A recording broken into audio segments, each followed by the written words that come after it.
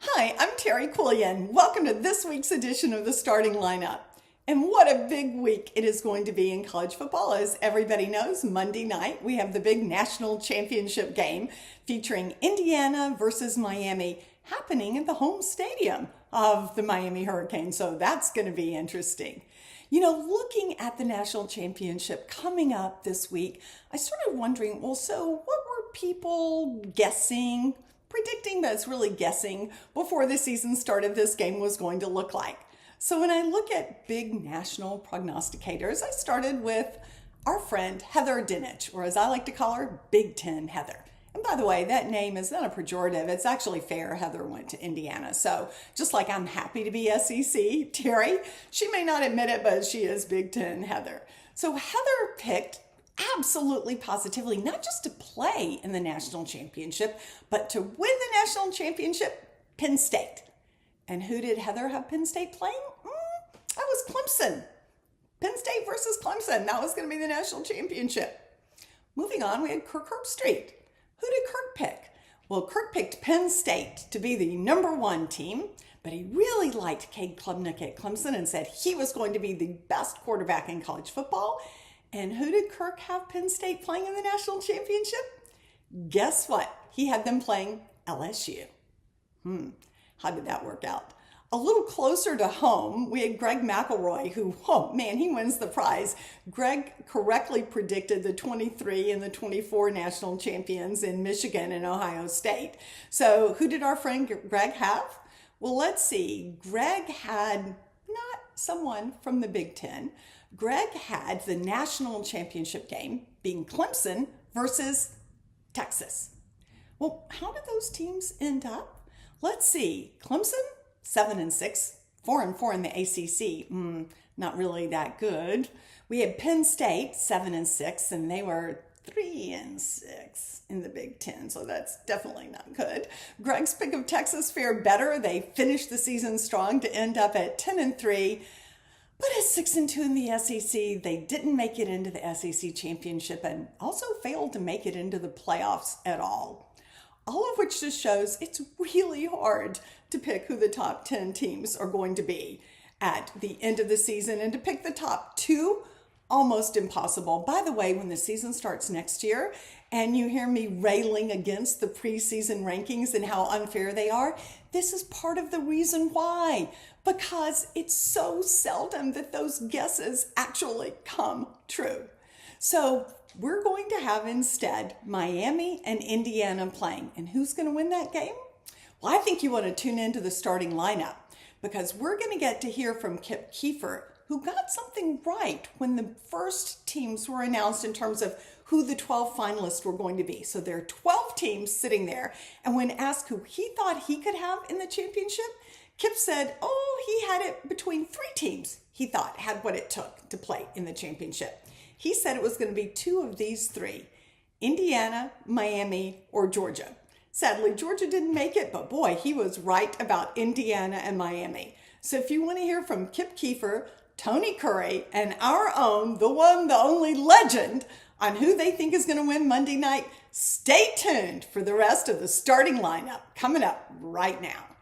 Yowza! Thanks for that commentary. She takes a stab at some people there. The happy warrior. With a smile on her face, she goes marrying everybody. As an individual that actually did some work for ESPN just a few decades ago, I would agree with her that there's some blowhards and some people were really off. And you going into the season and mentioned that there were three teams that were preseason top 10 that you didn't think were going to do squat, and one of them sucks. You've said it over and over and over again. That would be the Texas Longhorns. Texas number 1, Penn State number 2, Clemson number 4 in the preseason poll. How close did they come on those, you guys? Not very close at all. Texas still bleeding a little bit. Clemson, and I know a lot of people are talking about them coming back next. Klubnik was an absolute no-show this year. A guy that had 33 touchdowns and 6 picks last year. And really, I think one of the reasons I fell in love with him, my son goes to Clemson. I was rooting for him because I wanted him to see a winning experience. One of the reasons everyone really liked him and maybe the quarterback for South Carolina like I did was because we knew them. They were coming back. This was the year of a lot of quarterbacks. We didn't know Chambliss. We didn't know any of these guys. Nope. I mean, we obviously knew Fernando Mendoza a little bit. Yeah, a little bit. But I mean, for the most part, we had a bunch of starting quarterbacks we didn't know about, Legend. Legend, what do you think about preseason predictions in the modern day college football? I think the First Lady just nailed it.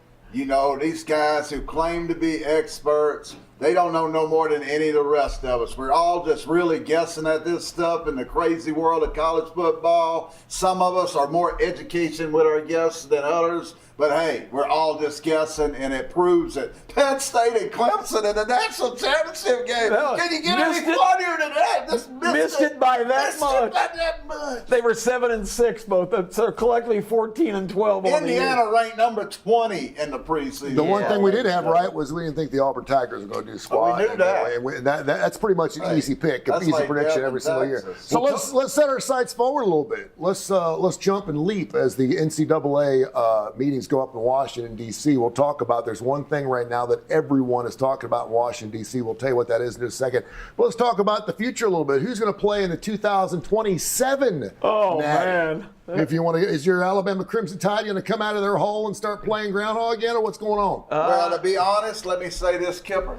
Yep. I think it will be Utah with their $200 million payroll. And I hear Indiana's going to have a team next year with a bunch of 28-year-old guys. That's where we're at in the mad world of college football. All these teams now are semi-pro teams. Get the guy with his 10th year to come on in and play for us. And all that money, ladies and gentlemen, that's what it's about. It ain't no longer about the tradition, who's got the best players. It's all about who's got the most money. And, hey, it looks like it's Utah. Tony Kurtzignetti never smiles. They ask him, are you ever happy? And he says, sometimes, but I still don't smile. But he's got to be smiling maybe while he's shaving or something nowadays, because he did something that nobody else locked into this year that's made all the difference in the world. The average age of the Indiana football team is higher than the Green Bay Packers right now. It is. He had 47 seniors coming back. He had another 48 players that were older than 20 coming back from that.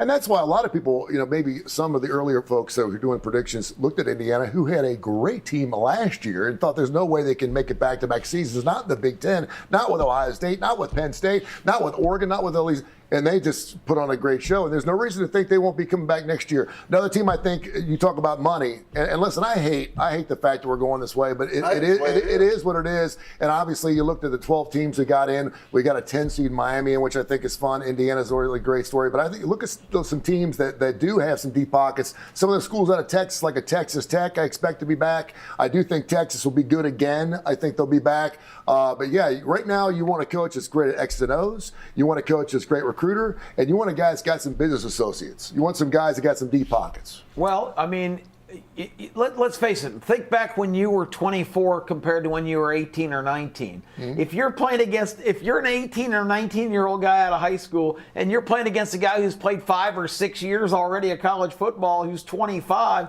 who's got the edge there? I think Neil Young had a song, Old Man, 24, and there's so much more. There is a huge difference, ladies, between dating an 18-year-old and a 24-year-old. Unfortunately, now we have more 18-year-olds that got cash than 24-year-olds. By the way, the NCAA talking about expanding March Madness. Oh, that's man. what they're talking about right now. So that is the tinker biggest. with something that's amazingly successful. So How about we that? can expect to go to 12 to 16 in college football, and we can expect to go. We're doing the 68 right now, 4 in Dayton, 64. We're going to get rid of the first 4. 128 teams. They will, and we may double it, which I think is so fantastic. the brackets will go to 32 instead of 16. It will be one hellacious bracket. It'll take up the entire green screen behind us. We'll have teams all over the place. You want to talk about a bracket challenge. But that bracketology right there, Jerry Palm is spinning in his head right now. He's going crazy. I love it.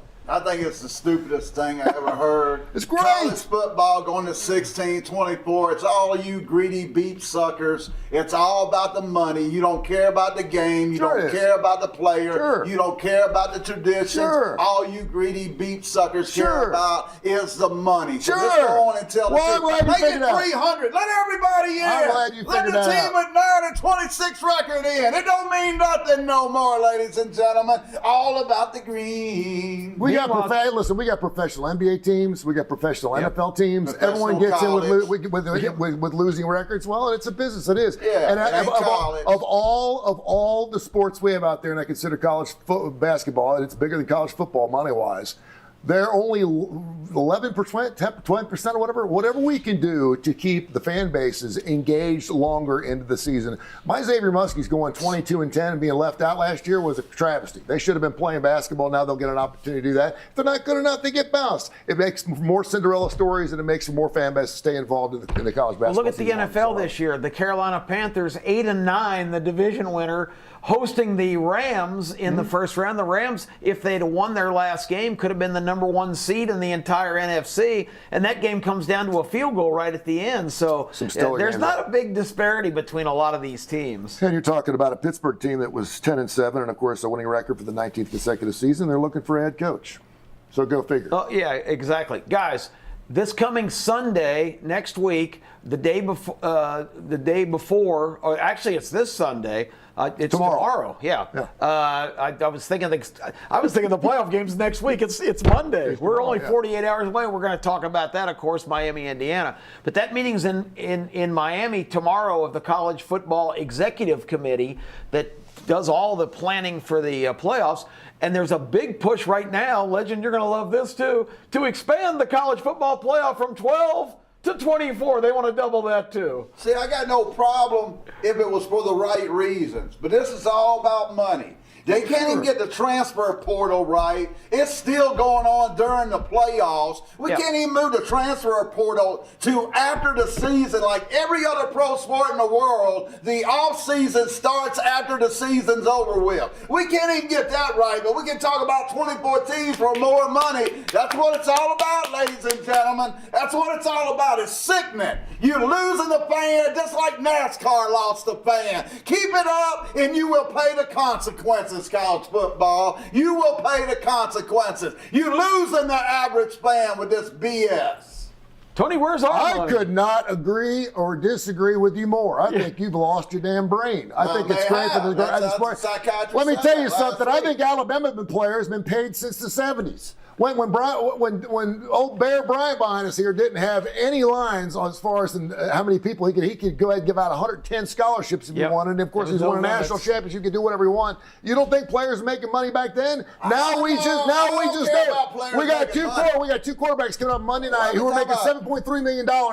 Everyone's been getting paid forever. Now we just know it. They're finally getting paid. Good for the players. I think it's going to make the sport great. I do agree from the standpoint that the transfer portal definitely needs to be moved away. I think we need to do away for spring games, let them just work out in the weight room and everything else. But I think the transfer portal, that will be moved. And I think a signing day in December is ridiculous. We need to get everything out of the season so players aren't leaving their teams before championship games like the Oregon joke did. So, absolutely. Yeah, I agree with you, but I never said I didn't want players to make money. I think players ought to make money. So well, they're making it. You know, that I don't know where you're coming at with that. Well, what do you just say? It's all about the money. What's the problem? I'm saying for the presidents, for the ADs, for the GMs, it's all about the money. It's not about the betterment of the game. You're now looking at 17, 18, 19 games for college players. I mean, what the hell are we doing? That just don't make sense. Indiana's going to play 16 games and then 18, 19 games. Indiana's going to play 16 games. Would you not say this has been one of the greatest college football seasons you've ever seen? No, I would If you're not. You're an Alabama fan because you're hurt. Your ass is hurting. Yeah.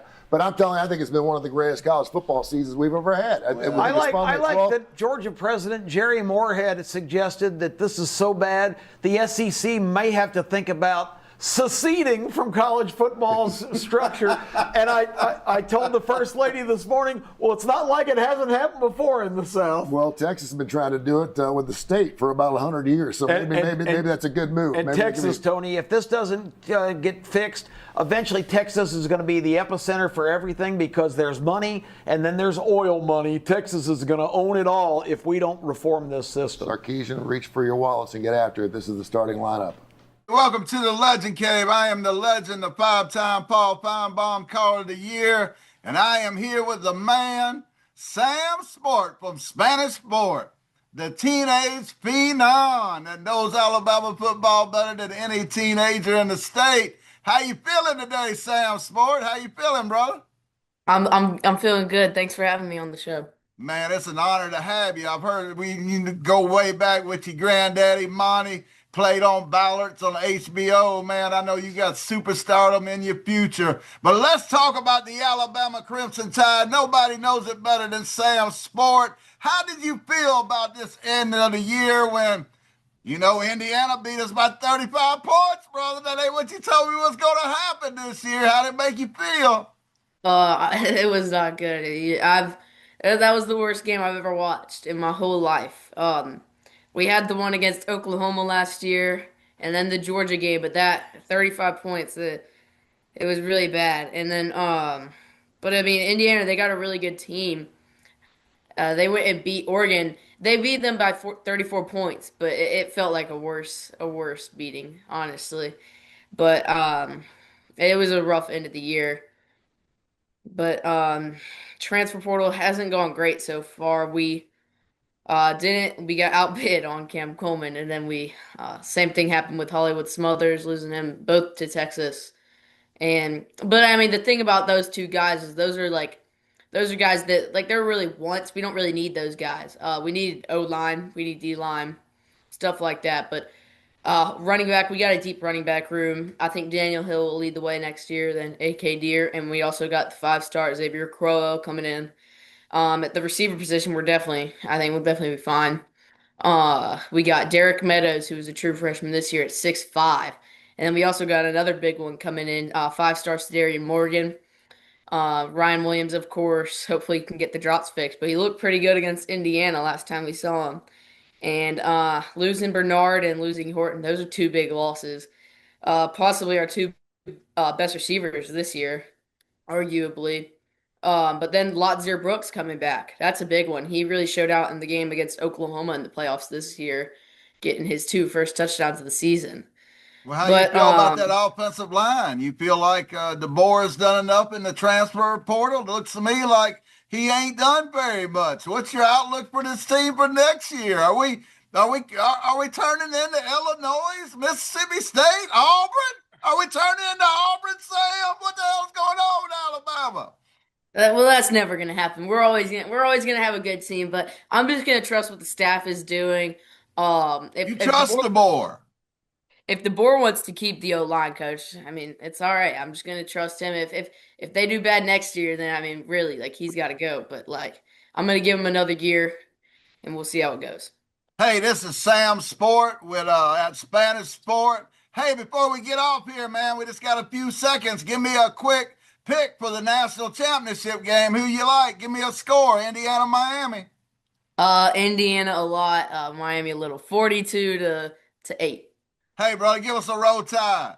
Roll Tide. Hey, love you, brother. Great job, man. That is Sam Sport from Spanish Sport, the Phenom teenage picker and analyst in the whole world, baby. Give the peace sign, brother. At the Legend Cave, we out. Hey, it's Case Keefer back for another edition of the Vegas Heaters as part of the starting lineup. I'm a longtime sports bettor and sports betting writer, along with assistant sports editor for Greenspun Media Group, which includes Las Vegas Sun and Las Vegas Weekly. This might be the final time until August or September where we have a full football slate to go over in the segment. Of course, only one college football game left. And if you go back all the way to the first show going into the season and you followed my advice there, you're sitting on a pretty nice position going into this game. I had 2 teams to finish off my futures portfolio with all the way back then, especially to win the national championship. One of them, sure enough, Miami at 50-1. Now, I might sound kind of excited, but I'm doing a good job faking it because really, in my heart of hearts, do I think Miami wins this game down on their home field against Indiana? I gotta say I am pretty pessimistic, and now since they're such a big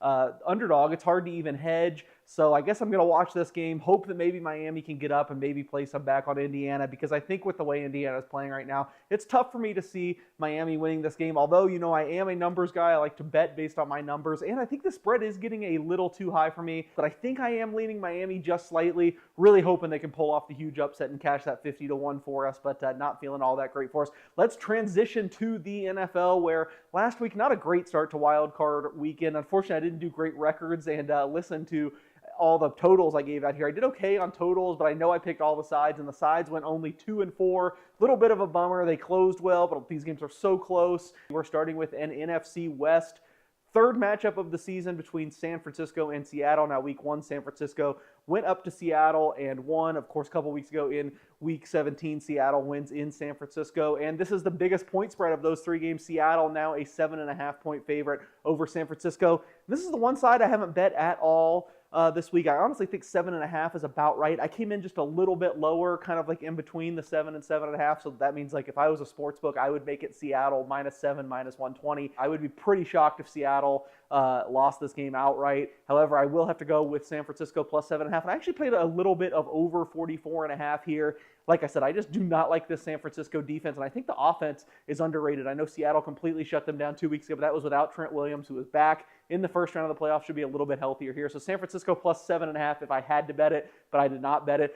To the nightcap, Denver hosting Buffalo, and this is the same story I said last week. I thought Jacksonville was better than Buffalo everywhere, but you still hated making that bet on the Jaguars because you knew it meant going up against Josh Allen, and Josh Allen can do what Josh Allen did and just carry the team on his back and end up escaping Everbank Field with a victory. Look, Jacksonville was the better team in every category in that game. They pretty much beat them up and down statistically, but it didn't matter because when the game was on the line, they went to Josh Allen. He wasn't going to make mistakes. He was going to will them into the end zone, and Trevor Lawrence threw that pick. I think it's the same thing here. Again, I like Denver's team so much better. It just stinks having to bet against Josh Allen, but I think you have to do it. I got Denver at plus money, still available here in Las Vegas. I really think they should be the slightest of slight favorite, so I wouldn't even lay a point or a 1.5 if it closes there. But if you get plus money on Denver, give me Denver. Now going to the Sunday games, we'll start with the other AFC game, New England and Houston. This has been all New England money this week, and I am not completely sold. I actually probably jumped the gun. I got Houston at a bad price. Wish I would have waited. There's 3.5 available now. Good news for you guys. I would bet Houston plus 3.5 here. This is the best pass defense by far New England has seen all year. I've been enamored with Drake May. He would have my MVP vote, so maybe he proves me wrong here and the Patriots get it together. And I know everyone's talking about how bad their schedule is, but it is true. It is really, really poor. The Chargers, just worked miracles to get to the playoffs. It was going to run out at some point, so I don't even really upgrade the Patriots much for the way they beat them 16-3. This Texans team is just a whole nother beast.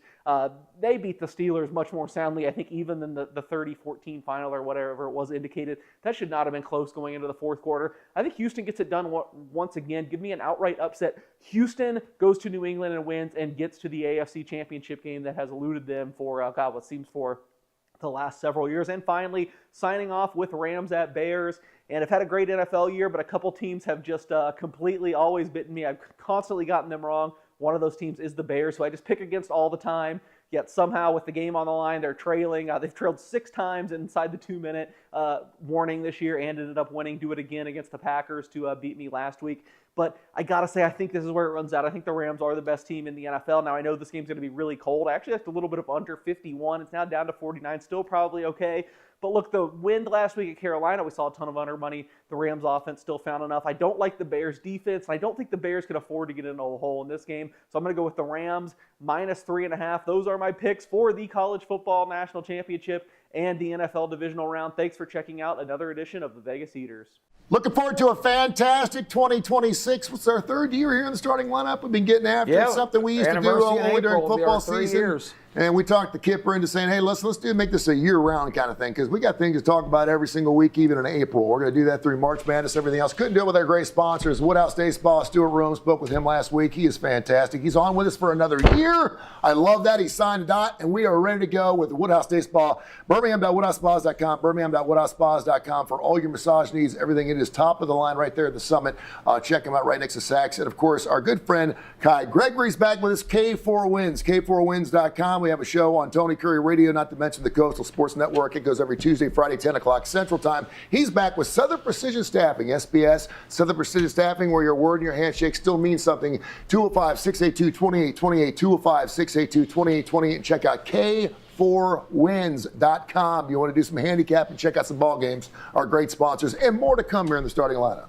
Hope you caught the Game Time show this morning on Jocks 94.5. Kip Keefer, the legend, and the First Lady, Terry Quillian, bringing it every week. And we're going to continue Game Time. It's an exciting announcement. Just signed the deal. Game Time is not going away. We are going to be year-round, every Saturday morning, 8 to 10 here locally. And streaming worldwide, just go to Jocks 94.5.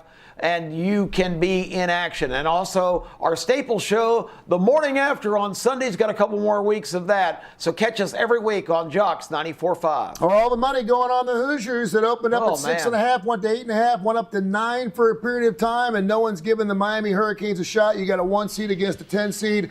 Legend, what does Miami have to do to win the Natty coming up on Monday night? Well, they can't make mistakes. You can't make mistakes against this Indiana team. This is a team of veterans. They have played together for 6 or 7 years. And this is a team, if you make mistakes, they'll feed upon it and they'll destroy you. So Carson Beck has to have his best game, and they have to be able to win the line of scrimmage against this Indiana team, something no team has done, but Miami does have the horses to do it. They sure It's do. up to Carson Beck. He must have a monster game, Tony. $7.3 million being spent on these two quarterbacks, Carson Beck and, of course, Fernando Mendoza, and they got what they paid for with a Heisman Trophy winner here in the national And you championship gotta game. have it. And historically speaking, Heisman Trophy players don't do real well. The last few times they have played in big ball games, they've done it really well, Kipper. Well, you know, Tony, I think it's important. We talk about all this change and turmoil. There's one thing that always stays the same in football and always will.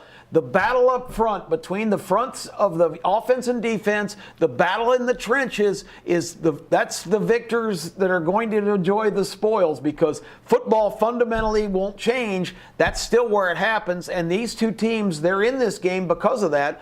The Indiana is such a precision unit of veteran guys that play together better than anybody in the country. And Miami individually has so many outstanding players. Maybe they're not quite as cohesive as the Indiana team, but they've got superstars that are capable of doing big things. So the front lines are huge. I think that's the main reason these teams are in this game. And when you asked me before the playoffs started, which teams of these 12 have a chance, I had Miami on that list despite their ranking because of the veteran quarterback and the outstanding fronts on their offense and defense. Malachi Tony's going to have a monster game. And, you know, I really think it comes down to the running game, too. We saw what Indiana did against Alabama. We knew Alabama couldn't run the football, and they certainly did not against Indiana. This is a team that's knocked off two really good teams, Legend, to get here. I think Indiana gets it done Monday night. I agree with you, Tony. I think they're the best team in the country. Hell, they've been in college 7 or 8 years. They ought to be good at this point. So, hey, good to you, Mark Cuban. You took college football to the Shark Tank, and you outbid us, brother. Congratulations. I'm taking the points. I think Indiana probably will win the game, but I think Miami is a serious challenge. I think Carson Beck has been on the big stage, and I've never seen the Carson Beck that I saw in the game the other day against Ole Miss. Carson Beck pulling it down and running, taking the hits. Carson Beck has grown as a player to understanding that a quarterback is not just a prima donna who flings the ball around. You've got to be a leader and inspire your other warriors, and I think he's reached that plateau. Indiana third this year in quarterback pressures throughout college football. If they get after Carson Beck, we've seen him throw the ball into coverage. We've seen him make some bad throws. He had He's that bad game gotta early make 'em year. pay. If they can get to him early, and Indiana showed they could do that against Ty Simpson, you better look out, because I do not want to see a 35-7 game in the second quarter. I'm afraid we might see that. I'm not going on a limb to say that, but I think we may have an opportunity where Indiana may blow them out. They're playing so well. They're playing like the New England Patriots were. I'll believe that when I see it. Yeah, we'll see what happens. But as long as they don't turn the football over, Fernando Mendoza is not going to make any mistakes. I think Miami's Cinderella season of being a 10 seed and going for a natty is going to be over after Monday night. So we'll see. We'll see. All right, this is the starting lineup. Back at you next Saturday, 10:30 to 11 o'clock right here on ABC 3340. God bless.